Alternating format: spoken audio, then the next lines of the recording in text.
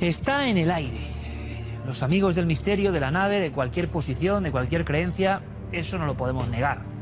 Es un asunto que en los últimos años ha cobrado una grandísima popularidad. ¿Por qué? Estas figuras, con tantos milenios a su espalda, están reverdeciendo viejos laureles. Yo creo que son más famosas que nunca. Las personas buscan códigos extraños y la sensación de que hay una historia escrita que no se contó. Hay historias oficiales. La historia empieza en Sumer, otros muchos libros de los primeros arqueólogos que empezaban a descifrar este mundo de tablillas con escritura cuneiforme. Yo tengo que decirlo, aparecen los Anunnaki. Por cierto que aparecen como personajes con un talante un poco siniestro, casi como entre dioses venidos del cielo y criaturas del inframundo. ¿Qué eran realmente? ¿Por qué nos preguntáis tanto por eso? ¿Por qué nos preguntan ustedes tanto por eso? Yo creo que para el debate de esta noche, que seguro que va a ser polémico, explosivo, pero lo más interesante es que va a lanzar ideas que luego ustedes recogen a su forma, hacía falta algo diferenciador. Y me explico.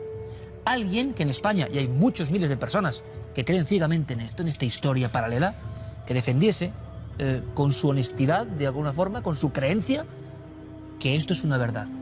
Porque aquí, lógicamente, tendremos otro sector que crea que esto es una fantasía. Lo hacemos por ustedes, para que tengan más información.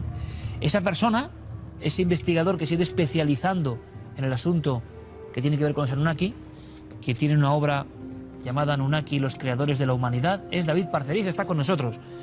David, buenas noches, bienvenido. Buenas noches, Iker, encantado de estar aquí. Pues encantado de que estés con nosotros y que nos cuentes, porque yo creo que eres el ejemplo de investigador que descubre una cosa, se mete a fondo en ella y que no tiene dudas. Tú no tienes dudas de que esto no es una cuestión literaria fantástica. No, yo me juego la vida aquí mismo. Es decir, no es cuestión de decir pongo la mano en el fuego. ¿Por qué tienes eso ahí? ¿Por qué traes estas figuras de un poder enorme? No sé qué son exactamente o qué quieren representar, pero en tu opinión, ¿qué representarían esas figuras tan antiguas? Esto es una representación de estos seres, de estos Anunnaki, de estos visitantes que hace miles de años civilizaron Sumeria. Y esto pertenece a la cultura Ubaid y está encontrado, creo que era el norte de Irak, en el yacimiento de Jarmo. Estas figuras para mí son muy importantes porque muestran estos cráneos dolicocéfalos, alargados, con estos ojos almendrados. Y lo más interesante aún es la hembra, este era el macho. La hembra parece estar sujetando un bebé, aún en periodo lactante, y tiene unas facciones más reptilianas aún que la propia madre. Pero claro, si esto se terminara aquí, uno puede pensar que es una simple casualidad o coincidencia, pero realmente, como podemos ver aquí, ya existen cráneos que se han encontrado. Algunos de estos pertenecen al Museo Arqueológico de Lima y al Museo Nacional de Ica. Estos cráneos, claro, uno puede pensar que pertenecen a antiguos rituales de deformación. Lo que se ha contado siempre, vamos. Lo que se ha contado siempre, que el niño cuando nace le ponen unas tablillas de madera con una cinta de cuero y sufre el chaval una compresión craneal constante. Pero con eso lo único que consigues es deformar la frente, los laterales y la nuca. Lo que jamás se podría conseguir es, digamos, aumentar en centímetros cúbicos la capacidad del cráneo. El cráneo más grande de que se tiene constancia, cráneo humano más grande, medía 1980 centímetros cúbicos. Pero es que algunos de estos cráneos llegan a medir hasta 3.200 centímetros cúbicos. ¿Pero qué conexión puede haber, David? Y te agradezco la claridad entre esas figuras que nos remontan a milenios en el creciente fértil y esto que viene de Perú. ¿Tú me quieres decir que los Anunnaki o su presencia, sus descendientes, qué sé yo, han estado en nuestras culturas antiguas permanentemente? Permanentemente, y además está siempre implícita la simbología de la serpiente, del dragón, del reptil. Siempre hablan de lo mismo, vayas a la cultura que vayas.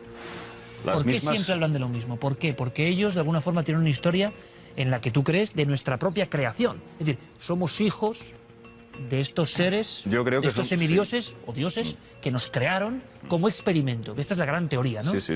¿Lo crees? No, estoy absolutamente convencido y creo que hay bastantes pruebas, incluso a nivel genético, de que nosotros, pues evidentemente, tenemos 46 cromosomas y la evolución lo que no puede hacer es disminuir las cantidades cromosómicas. Los homínidos tienen 48 cromosomas. Entonces ahí se está ahora, pues, muchos genetistas hablando, sobre todo uno de los máximos divulgadores en este tema es Lloyd Pye, que hablan de que los cromosomas 2 y 3 cromosomas humanos, han sido cortados y ensamblados por, digamos, por la parte de los telómeros. Entonces, ahí hay un proceso que se nota que ha habido una manipulación genética importante. Esto es clave, David. Y estamos escuchando a David Parcerisa para que tengamos claro, como portavoz de en qué se cree, o gran parte de la comunidad de investigadores del tema, en qué creen, para que luego el debate sea más fructífero, no tengamos que estar repitiendo términos. O sea, que siempre en tu posición hubo una manipulación genética en la antigüedad para crearnos, para esclavizarnos también quizá. Sí, esto se remontaría según Sitchin, y luego podemos matizar que yo no estoy de acuerdo con Sitchin en todo, ni mucho menos.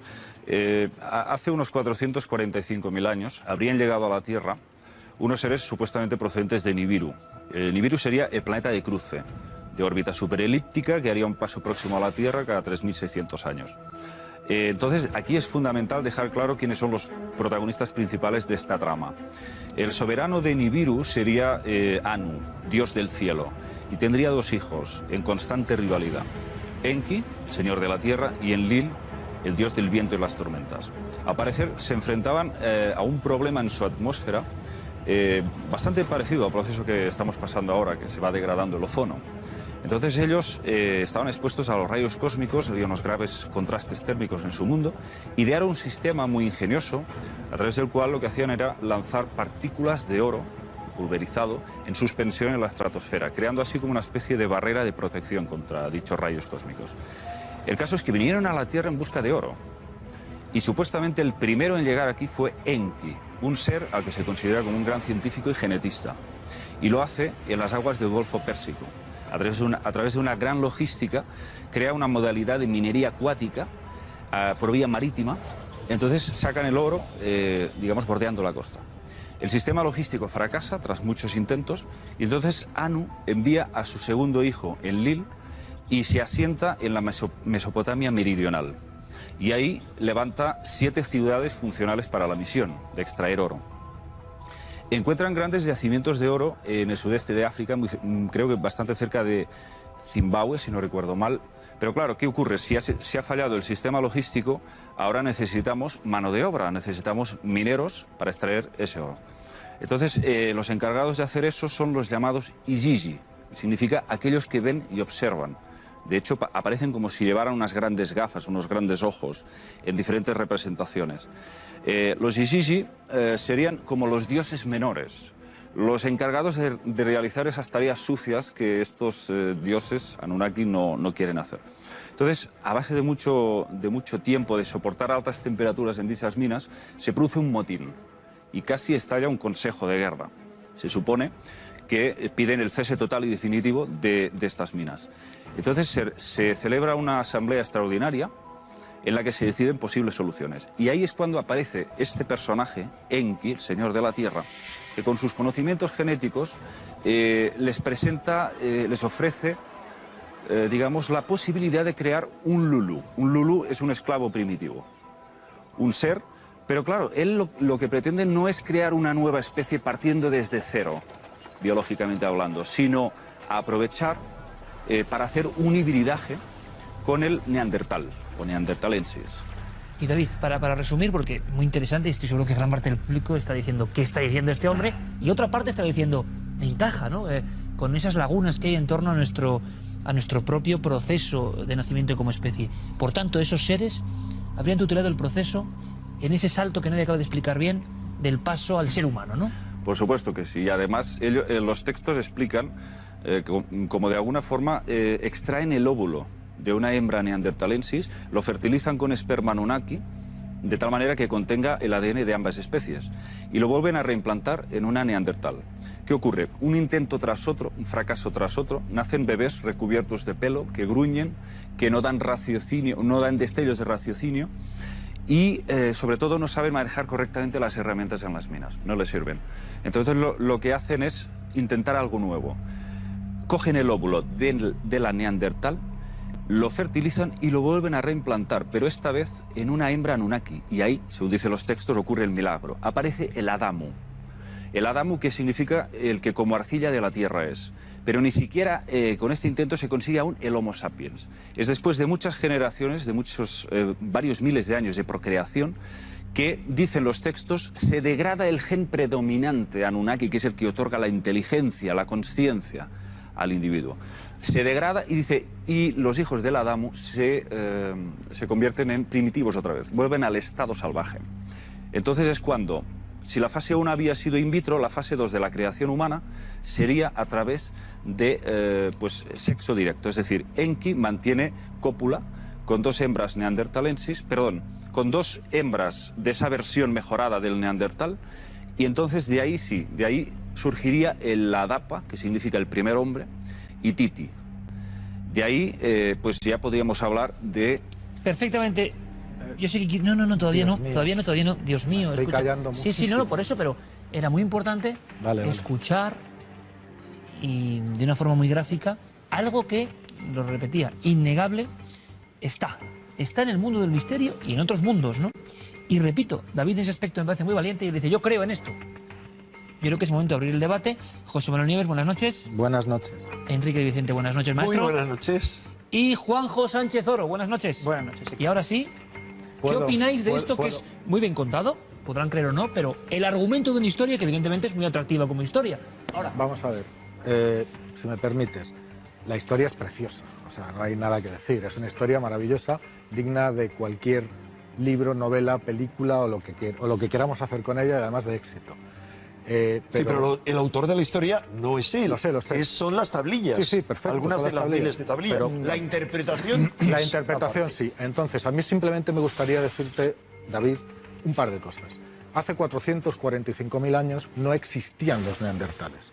No había Homo neanderthalensis. Faltaban cientos de miles de años para que esos hombres empezaran a existir. Eso para empezar. Segundo, dime de qué manera alguien ha conseguido medir ADN de más de medio millón de años, cuando eso es imposible. Hace 445.000 años. Perdona, pero no existe... No, ahora, yo te he dejado hablar un cuarto de hora. Sí, pero es que tiene que exponer. No igual es el tema porque hay que hacer debate. No existían los hombres de Neandertal. Pero está siguiendo una línea que yo no he comentado. Es decir, hace 445.000 años llegaron a la Tierra, pero el proceso de creación humano podría estar entre los 250, 300.000 años. O sea, que oficialmente en esa cronología, en una que vamos a decir, 445.000 es la llegada. Es la llegada de los Anunnaki. Ahora, como historia es tremenda, tampoco se puede determinar. La historia es maravillosa. Yo luego, cuando presenten los argumentos en contra, contaré mi propia historia pues, del tema. Te voy a decir una cosa, y al público, por supuesto, que es lo más importante, que en el fondo no me extraña que, y sería una pregunta, ¿no? ¿Por qué esto está calando tan fuerte ahora, en este instante? Porque nos toca en la base. Eso es lo que voy a decir. Hombre, que parece que es rellena una serie de incógnitas, ¿no? Al gran misterio de la vida. Porque, vamos a ver, las respuestas que nos están dando es no respuesta. Y ocultando toda una serie de evidencias que se han venido ocultando y se siguen ocultando. Y partamos ahí. Pero bueno, seguir. Yo estoy respondiendo a la pregunta de Iker. Nos están dando una respuesta fuera de la mesa, fuera del sistema. Y a lo mejor yo no estoy de acuerdo con esa respuesta en su totalidad, pero la gente dice, oye, ya me cuentan algo diferente y más creíble de lo que me han contado, por un lado, los curas, la interpretación de la Biblia, más creíble, y por otro lado, los científicos. Más creíble, ¿por qué? Que van cambiando. Más creíble, Hombre, ¿por qué? Perdona, no me lo preguntes a mí. Curas, no metas a los curas. Hablo de ese gran público que se fascina por eso. ¿Quieres? Me has hecho una pregunta y una yo te cosa más. contesto. Espera un momentito, Enrique. Yo te contesto. Y enseguida hay debate abierto, pero Juanjo es un historiador con mucho criterio y demás, y ustedes lo saben. ¿Por qué crees tú? Te lo pregunto personalmente, porque tú estás siempre, en el fondo, haciendo un poco de sociólogo de la historia también. ¿Qué habrá pasado para que este tema tenga ese esplendor? Podemos estar en contra, a favor, da igual. ¿Por qué ahora, en este instante? Pues yo creo que sobre todo porque tendemos a explicar el pasado desde el presente, desde lo que conocemos. Entonces es mucho más fácil entender el mundo mesopotámico hablando de naves espaciales, que es lo que conoce cualquiera, sin necesidad de tener que hacer ningún esfuerzo especial, hablando de hibridaciones, etcétera, etcétera, que sumergirnos en la mentalidad de hace 4.000 años. Que eso es muy complicado. Hay que conocer los textos originales, hay que conocer cómo funcionan las relaciones sociales ahí, hay que conocer las claves religiosas, las relaciones de poder, y eso exige un esfuerzo, ya digo, muy importante. Sin embargo, si simplemente proyectamos lo que conocemos en el día habitual sobre el pasado y ahí cambiamos peras por manzanas, que eso es lo que hace Sitchin, porque si tú vas a los textos y muchas de las cosas que has estado comentando realmente no están en los textos. Estás utilizando determinadas figuras, metáforas, símiles. exacto, y trasladadas al mundo actual. Hay una cosa que es fundamental y debemos hablar sobre todo de la calidad de los textos en los que se basa Sitchin. Porque Sitchin, un segundo, déjame un segundo. Sitchin no es un arqueólogo, no es arqueólogo. Ha hecho una historia de salón, desde el despacho de Nueva York, y utiliza unos textos que son fundamentalmente textos literarios. No estamos hablando de unos textos revelados, sino de unos textos que se llaman poemas, en su mayoría, que eran muy elaborados literariamente porque se exponían en ceremonias públicas. Mitología un poco de la época. Mitología, pero ya digo, literatura. Es decir, si nosotros, por ejemplo, ahora cogemos una película de Moisés, los 10 mandamientos, tenemos ahí diálogos pormenorizados de lo que decía Moisés con el faraón, etcétera, etcétera. Si vamos a la fuente en la que se inspira la película, que es la Biblia, eso no aparece. David, ¿por qué en tu posición diferente a los compañeros crees que ahora mismo está esto tan en boga, interesa tanto? ¿Por qué? Porque simplemente la gente no es tonta. Así de claro te respondo. Es decir, la gente ha empezado a encajar todas las piezas del rompecabezas. Porque cada vez hay más información en Internet y se están dando cuenta de lo que he dicho al principio, que en todas las culturas se habla de estos dioses antiguos. Y si me permites voy a dar una muestra. En África, David Icke entrevistó a Credo Mutua, líder zulú, que cuenta cómo su pueblo fue sometido por los llamados Chitauri, unos seres reptilianos, humanoides reptilianos altísimos. En Australia, nos vamos a Australia, hablan de la madre serpiente arcoíris. Supuestamente, otra vez, lo mismo. Los creadores, los diseñadores genéticos del hombre. Lo que tal cual, ¿no? De las grandes serpientes. Sí, que no es creador, que tal cual, pero que sí, que sería una evidencia la que luego de que esa imagen muy discutir. arquetípica ha estado en el principio del tiempo. Por ¿Pero qué quieres decir? Perdón, en Que todas todas las partes, en grandes la India. Oye, hay una encuesta reciente Los nagas. acerca de la cantidad de hindúes y chinos que creen no ya en los extraterrestres, sino en que pueden ser reptiloides. ¿Por qué? Porque en la base de su mitología están los grandes reptiles, los dragones, es que aquí está la gran conspiración. celeste. Esta es la gran conspiración y es lo que Sitchin omite absolutamente, no quiere, no sabe sobre el tema de los reptilianos. Y a Enki, por ejemplo, se le conocía como el gran dragón. Y a Enlil, la serpiente de ojos brillantes. Él omite Era uno de los nombres que recibió. Pero por tanto, David, para aclararnos y para todo el mundo, no solo es una cuestión de Mesopotamia, a tu parecer, sino que todas las grandes culturas en su nacimiento o guardan recuerdo de lo que sería un símil de estos seres. Pero entonces, Por supuesto. perdona, David, ¿tú crees que ahora mismo sigue habiendo reptilianos entre nosotros? Bien, No, dímelo directamente, porque es que es vamos a la conclusión que me estás Aunque dando. sería Vamos desviar a mucho de la matizar. historia. No, pero me claro, gustaría centrarme en claro. algo. Oye, Vamos a mí me matizar. parece que no vamos a ir por Yo no descarto que haya criaturas que de alguna forma puedan tener una biología que viola pues las leyes de la física que conocemos. No lo descarto. Tampoco lo afirmo al 100%. Pero lo que sí me doy cuenta es que existe en unas líneas monárquicas, unas líneas de sangre que se remontan desde la antigua Babilonia. Primero fueron los sumos sacerdotes. Si antes hemos contado que primero fuimos esclavos, los humanos, relegados a las minas, poco a poco les empezaron a conceder derechos y privilegios. Y de ahí pasaron a nombrarles sumos sacerdotes de sus templos. Yo te pregunto, y ya de que ahí te lo citas, los ¿dónde faraones están? y los monarcas. Pero ¿dónde están los restos de esas minas con los miles de cadáveres que, igual que en ¿Dónde están los restos de la historia Claro, de estos seres? ¿no? igual, Además, igual yo te que en puedo las responder. canteras que conocemos históricamente, Queda muy claro. hay cementerios de obreros por miles que se sacan a la luz y tal. ¿Dónde están todas esas minas? Interesante. ¿Dónde Sí. están todos esos restos? ¿Dónde están los restos La arqueología de esto. de estos Anunnakis Bueno, que han estado 400.000 podrían años serlo, entre nosotros? porque tienen un 15% más de órbita ocular. Pero yo te voy a decir una cosa, si todo esto es un cuento, si toda esta historia es mitología, que es lo que se sacuden siempre muchos académicos, dicen, bueno, mitología. Mitología es el nombre que le ponemos a ciertos aspectos de la historia que no podemos explicar. Pero ahora tenemos las herramientas para explicarlos.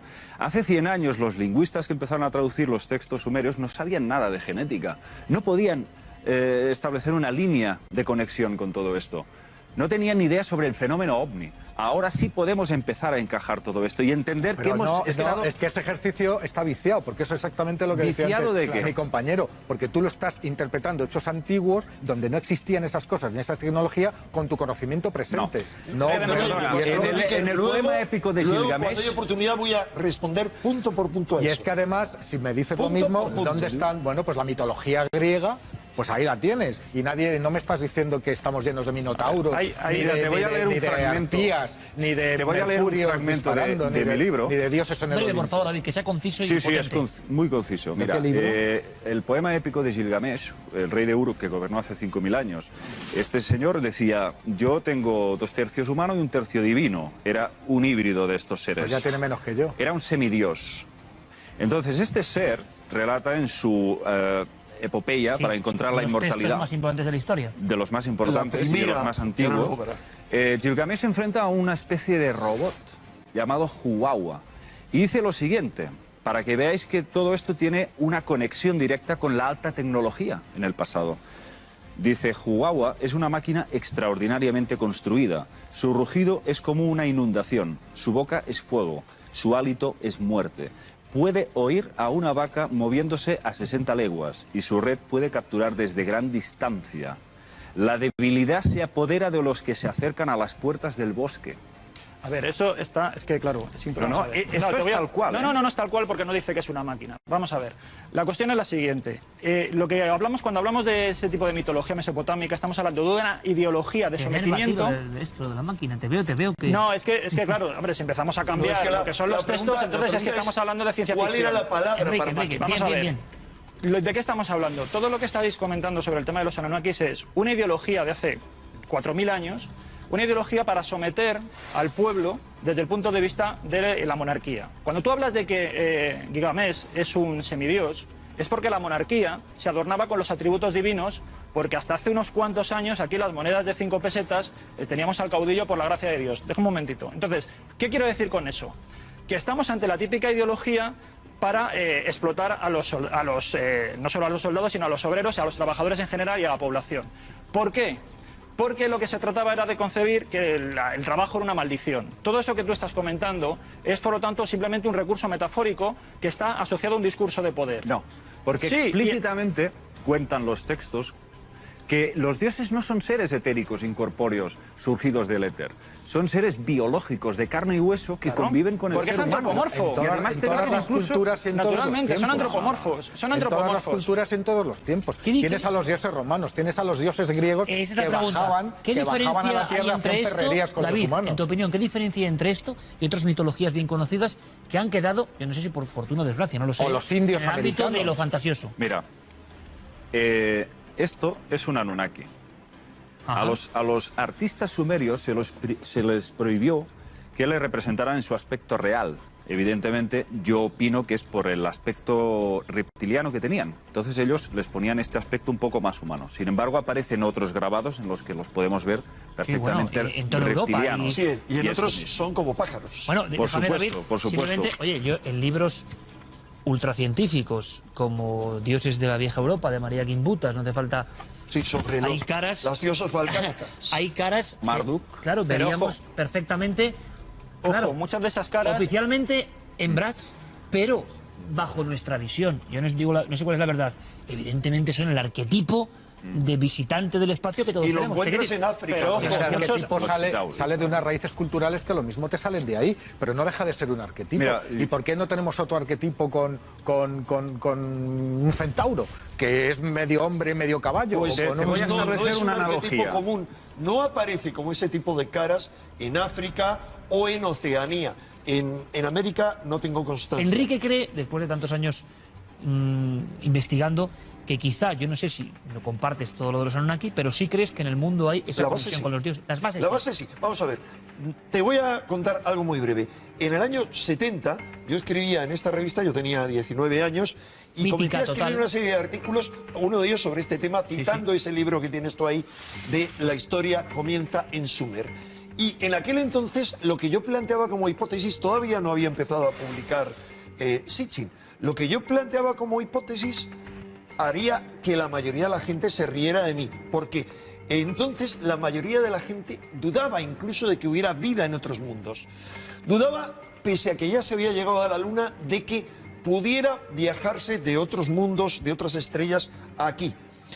Consideraban imposible, se decía entonces, que hubiera hibridación entre dos especies. Me decían, eso es absurdo, es imposible. ¿Por qué? Porque no se había todavía desarrollado la ingeniería genética. Cuando Sitchin plantea eso en el año 1976, no lo olvidemos, primero, no hay ingeniería genética, segundo, no hay geoingeniería o terraformación, que es la operación a la que se refiere como esa capa que hay en torno a la Tierra, esa capa de oro.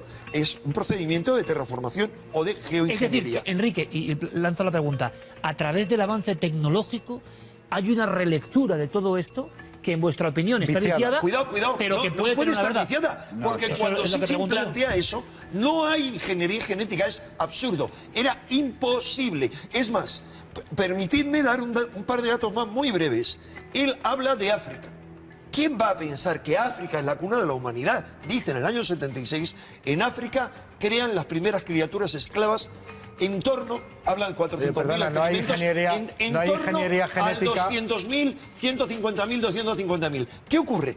¿Qué hace falta en 1976, el mismo año que él publica su libro? Mary Leakey, la famosa antropóloga, descubre nuestros primeros ancestros en África. Porque en los años 70 no habría ingeniería genética de laboratorio, pero estaban sentadas absolutamente todas las bases teóricas ¿quién había dicho de la genética. En los años 70 de que lo único era una cuestión técnica. O sea, según Enrique, estas tablillas, estos documentos antiguos se adelantan, por supuesto, a lo que luego ocurre. Hay incluso obras de ciencia ficción que se basan ya en la manipulación genética, aun cuando no es posible hacerla todavía. Vengamos de África. Está dentro. Y dicen que vengamos de África. Claro que venimos, por supuesto que dicen que veníamos de África. ¿En qué año se descubre? 1989. Dime qué científico dice algo antes de esa fecha. Pero perdóname un momento. Johansson, por ejemplo. ¿En qué año? El del año 69, el del año 60. No, ¿cómo? Si a Lucy la llamó así por una canción de los Beatles. La famosa Lucy se llama así porque cuando la descubrió estaba sonando. Lucy in the Sky. Vale, y eso es del año 60. Eso es del año 68. Perdona, era LSD. Lucy in the Sky with Diamonds. Vale, pero eso es del año 68 o por ahí. No, sí, 69. Es bastante. De este y antes había habido otros descubrimientos. Sí, pero porque había seres, una mona que se llamaba. Pero no habla de una madre común. No, perdona, pero el tema de la Eva mitocondrial, es muy posterior. Muy posterior. Está claro. Del 2000 o así. Que estamos hablando de que esta información que ahora se relee resulta que da códigos que igual se vienen adelantado a su tiempo. Vayamos un poco más allá, todavía. Cosa que no es verdad. No, si yo no lo estoy afirmando, digo lo que se afirma. David, ¿y qué fue de estos seres? Pongámonos en la posición de que estuvieron con nosotros. Bueno, y se acabó el oro y se fueron.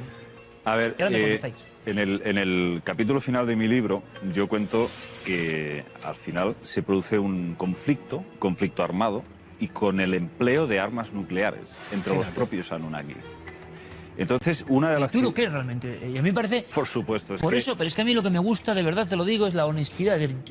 No utilizas esto como para hacer un libro, ¿lo crees de verdad que pasó así? No, es que no podría hacerlo de otro modo. Es decir, yo hago lo que verdaderamente pienso y siento. ¿Cuándo fue esta guerra nuclear? Perdona, ¿cuándo fue? Sí, el cuándo ahora te lo... O sea, ¿cuándo tuvo lugar? Sí. Mira, y sería global, me imagino. La revista Geology, en abril del 2000, publicó un interesantísimo artículo en donde se dice lo siguiente. Un análisis químico de las antiguas capas de polvo del Golfo de Omán determinó que se había producido un inusual cambio climático en las regiones adyacentes al Mar Muerto, levantando grandes tormentas de polvo que alcanzó el sur de Mesopotamia.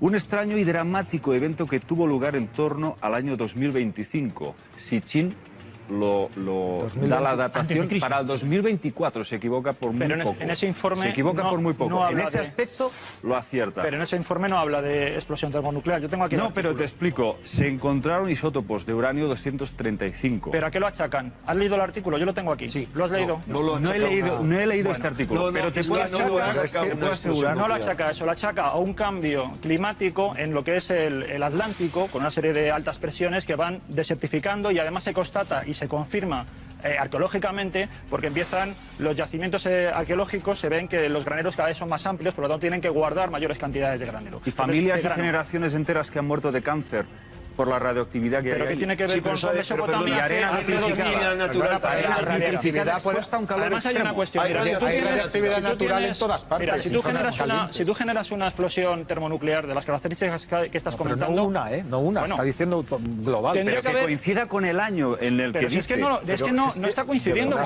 porque el informe que tú estás comentando no habla de explosión termonuclear. Está hablando, lo achacan como mucho a una actividad volcánica combinada con lo que te estoy comentando, porque ellos lo que analizan son muestras de lava. Y además, mira, si tú generas una explosión termonuclear, y eso se sabe porque tenemos desgraciadamente mucha experiencia, no solamente eso, es que deja unos restos que se llaman trinitita, que es un tipo de mineralización de lo que sería una especie de vitrificación o petrificación de lo que son la superficie terrestre. Desde la cantidad de calor que se genera en una explosión termonuclear. No hay nada de eso en Mesopotamia. Mesopotamia es uno de los lugares del mundo más excavados arqueológicamente. Lo hay en otros lugares diferentes. Desde finales del siglo XIX. Desde la y no se ha historia, encontrado en nada. los atolones donde se hacían las pruebas nucleares. Pero no me hables de los textos, háblame de las excavaciones. Los textos te estoy diciendo que es literatura. Claro, ¿y dónde están los restos de esas explosiones nucleares? Claro, es imposible. Mira, los desiertos además, no es suficiente. Los desiertos no es suficiente. Los textos se dice que eran valles muy fértiles. Eso que has leído de Geology. Eran valles eso muy que has leído de Geology, yo te puedo traer 150 artículos con variaciones climáticas locales dramáticas en un montón de periodos de la historia. Y lo que puede haber, mira, las razones para que se produzcan esos cambios y para que haya mayor cantidad de isótopos de un material o de otro pueden ser variadísimas, pueden ser filtraciones del subsuelo. Es una zona que además está muy sujeta a movimientos de tierra porque está en medio de dos placas tectónicas. Es decir, pueden ser emanaciones del subsuelo que de repente acidifican la atmósfera. Y pueden hacer caer puede las haber uñas erupciones a las volcánicas. Pueden enfermar a las personas hasta ese punto, caerse el cabello y las Por supuesto que son efectos típicos. Pero mira cómo se quedaron los de Pompeya, por Dios. O sea, una cosa, mira cómo se quedaron los de Pompeya. Es que son ganas de no ver. Es que lo que haces es que coges el único dato que remotamente se puede parecer a lo que tú quieres pensar y te agarras a eso con uñas y dientes. Mira, yo creo que esto es ciencia mecanicista. Abre un poquito la mente, David. Más bien creo que sois vosotros los que lleváis una venda. Pero por Dios. Y sois incapaces de trascender hacia nuevas posibilidades que hagan avanzar. A nivel espiritual, de acuerdo, otra cosa que decía él, de que la cerrazón mental es brutal. Otra cosa que decía él, ¿por qué no puedes aceptarlo siquiera como posibilidad? Escucha, otra cosa que decía él, yo no te quiero convencer de nada. Un momento, que no nos enteramos.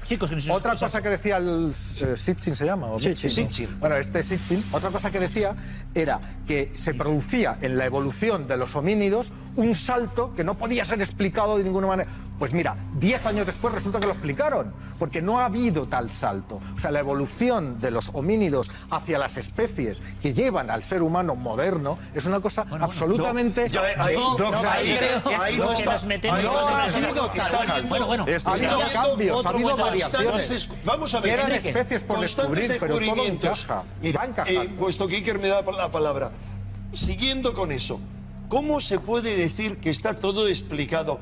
¿Quién ha dicho eso? ¿Pero quién ha dicho eso? No, vale, perdón, corrijo, no he dicho nada. Vale. Sigo hablando de lo mismo. No, ya en la época en la que yo escribía esto, vamos a hablar de esa época, cuando yo planteaba ahí la posibilidad de que hubiera civilizaciones hace 10.000, 15.000 años, que hubiera habido una destrucción, hubierais dicho, locos de atar, porque no se habían descubierto multitud de restos de civilizaciones como la ciudad allá cerca de Jericó de 15.000 años de antigüedad, los restos perfectamente conservados de Göbekli Tepe en Turquía de por lo menos 8.000 años o 8.000 antes de Cristo, 10.000 años, etcétera, etcétera. Mira. No se habían datado las cuevas de Altamira, las pinturas y tantas otras que se remontan mínimo a 40.000 años de antigüedad. Eso va a seguir ocurriendo.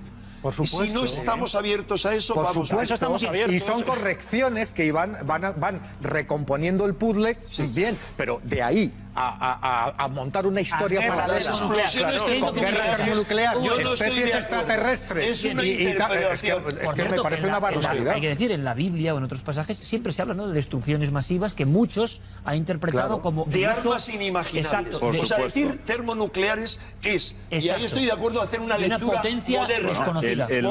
Mientras que podrían ser bombas de neutrones o lo que se descubra. Pero ¿dónde están los dentro de restos? 100 años. Si yo estoy de acuerdo, pero salgamos del papel, es que ya nadie excava así. Vamos a ver, hasta hace 30 años, cuando se hacía, por ejemplo, arqueología bíblica, se iba primero con la Biblia en la mano y luego se trataba de mirar qué había en el suelo. Ahora ya se han dado cuenta que eso no funciona. Pero y ahora lo que tiene validez es la arqueología. En función de eso. Toda la antigüedad está tarada. Yo creo que este debate tiene el elemento especial, de verdad, de la valentía de David de ir aportando una serie de argumentos que luego se pueden debatir y evidentemente a algunos les entusiasmarán porque tiene elementos para eso y otros, evidentemente, como dice José Manuel Nieves, pensarán que es una increíble fantasía enloquecida. Pero yo voy un poco más allá para lanzar los últimos dardos ya del debate. Y es, preguntan constantemente los compañeros por restos concretos. ¿Este es en lo cierto o no, David? Si hubo esa deflagración nuclear, que yo creo que, por cierto, no es la única, que parece que se especula con ello en la antigüedad, o esa es la interpretación. Oficialmente en tu historia, ¿qué pasó con estos seres? Después de esa batalla, ¿qué ocurrió con ellos? ¿Cuál es la historia de estos Anunnaki después de su paso por la Tierra? Bueno, aquí hay muchas líneas que nos llevan a muchos sitios, ¿eh? Ahí es muy complicado. No lo sabéis, por tanto. De una forma clara, no. Yo pienso que no se fueron nunca. Ajá. Porque creo que se trata de entidades que no son exclusivamente extraterrestres. Está muy de moda la palabra extraterrestre y asociarla mucho con el tema Anunnaki. Creo que estamos hablando de criaturas con capacidad no solo de viajar a nivel interestelar, sino también hacia otros planos, hacia otras dimensiones con una vibración diferente de la nuestra. Y por eso pueden realizar los prodigios que se relatan en la antigüedad. Capaces de obrar auténticos prodigios, cambiar de forma. Son seres metamórficos, capaces de cambiar de forma. Y esto lo encontramos en el antiguo Egipto, creo que en Dendera, que aparece un mural donde se ven humanos cómo pasan un proceso de transformación y se van volviendo serpientes. Perdona, eso lo encontramos en el hombre lobo y en el conde Drácula. Pero el hombre lobo no tiene ninguna connotación relacionada con Manuel, que le vete pero me gusta porque tú estés libremente aportando vuestros argumentos, es un tema que está candente. Y José Manuel, ¿te indigna mucho? No te indigna, vamos a ver. No me indigna. ¿Te parece lo más enloquecido que te has escuchado últimamente como teoría? ¿Por qué encaja tanto ahora? ¿Por qué tantos seguidores? Hay otras teorías que mueren, que no tienen ningún seguidor. ¿Sabes por qué? Porque es bonita. Es que a mí mismo me encandila. O sea, yo, de verdad, si tú me escribes un libro contándome esa historia, ya tienes un comprador fijo y además te pediré que me lo firmes. Te pediré que me lo firmes y disfrutaré igual que he disfrutado con El Señor de los Anillos. Claro, lo ves en esa perspectiva. Hombre, por Dios, claro. Y además maravilloso y me encanta. Igual que con el juego de Ender y con miles de libros que he leído o de con ciencia la epopeya de Gilgamesh, que más grandioso que eso. Pues eso, pues sí, disfrutaré muchísimo, pero no me digas que eso es la realidad histórica de lo que pasó. ¿Qué base crees tú que es real? Es la suprarrealidad. ¿Qué es la base? Si me lo cuentas en 30 segundos te lo agradezco muchísimo, Enrique. La base de esta historia para ti, que sí que es real, en otras cuestiones no crees, pero sí que hay una base. Para mí, la base es muy simple. Hay una historia que se repite con diferentes lenguajes y con las diferentes manifestaciones en todo el planeta. Y es que hay unos seres superiores a la humanidad que descienden, no unos, hay diferentes pasos en diferentes momentos y que interactúan con la humanidad. Algunos de esos seres aparece que llevan a cabo manipulaciones genéticas. Hay historias en Egipto como Ta, que era un alquimista, y hay otros que se unen físicamente, como el caso en la Biblia y en todos los libros de Enoch, de los Nefilim, que son gigantes y que, dice, ya había gigantes en la Biblia, había en la tierra entonces, y también los hubo después. Y que se mezclaron con la humanidad. Esos gigantes, que daría lugar a otro debate, no solo aparecen en todo el planeta, sino que de esos sí hay multitud de huesos que se han encontrado y que afortunadamente no todos han sido ocultados. Bueno, lo dejamos aquí. A mí me ha parecido apasionante. Ambas posiciones, ¿eh? Maestro Enrique de Vicente, ¿hacemos ese debate, te parece? Me parece, el debate es o hemos tenido instructores celestes, como afirman todas las mitologías. Sangre, sudor y lágrimas, así hemos aprendido. Bueno, pero eso es otro debate, ¿eh? Así hemos aprendido. Juanjo Sánchez Oro lo ha dicho, este sí que es apasionante. Yo creo que este también, ¿eh? Creo que este también. Ha sido un placer, de verdad. Lanzaron unas cuantas ideas que seguro van a tener un eco enorme, porque hay una cosa que es verdad. Yo tampoco sé qué hay detrás de todo esto. Sí sé el impacto que me producen estas figuras, o estas que mostraba yo. Mi casa está llena de arqueología ultraortodoxa, donde me encuentro estas figuras que parecen extraterrestres. ¿Lo son? No lo sé, pero me ha gustado hacer este debate. Me ha gustado porque algo está ocurriendo, sea el vacío de información o sea la pura fantasía, para que se genere una popularidad en torno a esta bella historia. Porque bella, dramática también, bella, es esta epopeya de los supuestos Anunnaki.